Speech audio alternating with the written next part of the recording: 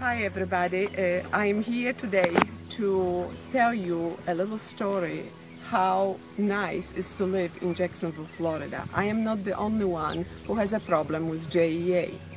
I am not the only one who has been threatened by JEA, who has been forced to pay bills for somebody else.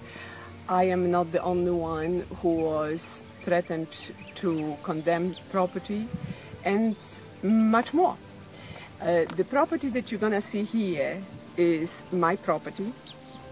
Before I bought it, I approached JEA in 2009 and asked JEA to clarify for me why this huge pole that transmits electricity to the whole Black Hammock Island is on my property.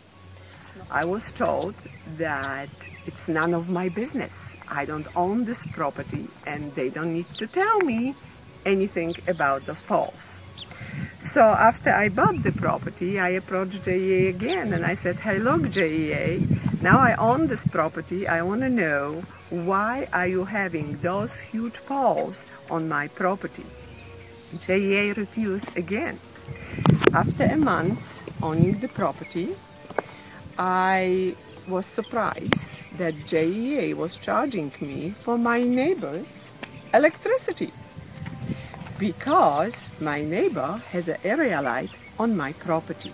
She has a box that she can open and control it 24/7.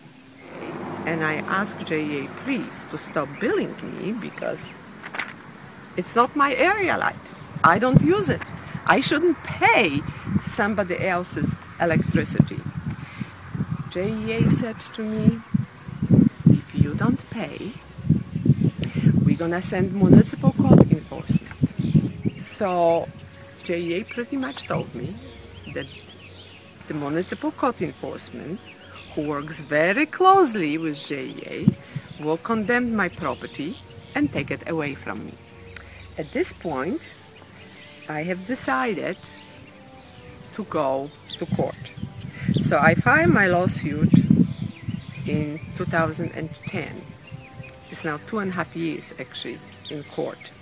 And I was told that until now, JEA spent almost $200,000 from taxpayer money because they are represented by general counsel. And they are not independent company, they are not private company, they are owned by the city of Jacksonville. They are government.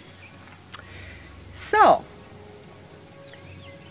after that, after the first lawsuit was filed, JEA admit in numerous documents that I received by asking through the general counsel, through the public records request, that indeed JEA put those poles on the wrong property.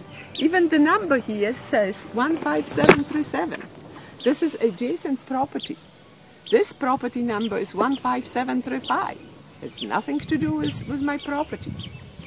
When I start putting the fence, because I want to fence in my property, I was told that I can do that because JEA demanded an access to the poles to maintain them. JEA threatened to bulldoze my fence, bulldoze my gate, damage my plants, damage my property, and finally take it away from me. What makes me angry about JEA also is, do you see those containers over there? Some of the equipment belongs to Comcast and it belongs to other providers like AT&T, sometimes Sprint, who knows. Did you know that JEA gets paid from all those providers for the equipment that they put on JEA poles? Did you know that JEA gets paid every time when another company has to go on a pole, touch the pole, and fix the equipment on a pole? I don't get paid. It goes to JEA. JEA is transferring electricity to the whole area through my property without any compensation. What is not acceptable for me here that JEA has so much power. They are monopoly. They can do whatever they want. They don't care if you are right as long as they get their money. I have a proof in writing that JEA could have moved those two poles for $3,000. Why to spend almost $200,000 to fight something that is absolutely insane, where the proof is in black and white in government documents that they made a mistake. They put it on the wrong property. It gets better. When I complained about the second pole, about the area light, and the bill was growing every month because the neighbor finally realized that she's not paying for the electricity, so who cares?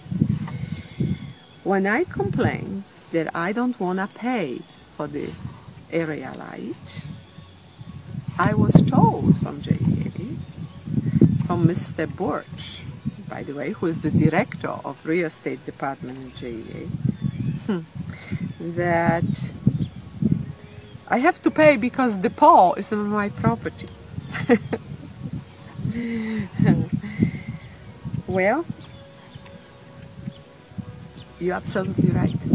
The pole is on my property, except I didn't apply for the area light. JEA put it on the wrong property, and it's not my electricity. I believe that many people in Jacksonville are very upset with JEA. They would like this change. I did go to every member of the board of directors, you know, for JEA. I went to each of them personally. So they knew that they were doing something wrong, but they decided not to do anything about it. JEA don't care about Florida statute. JEA don't care about the charter. JEA don't care if you have rights given to you by the United States Constitution. They are above that. JEA, by having monopoly, pretty much tells everyone in Jacksonville, this is how it's going to be, take it or leave it. I don't understand why the citizens of Jacksonville don't get up and say, enough, it's enough.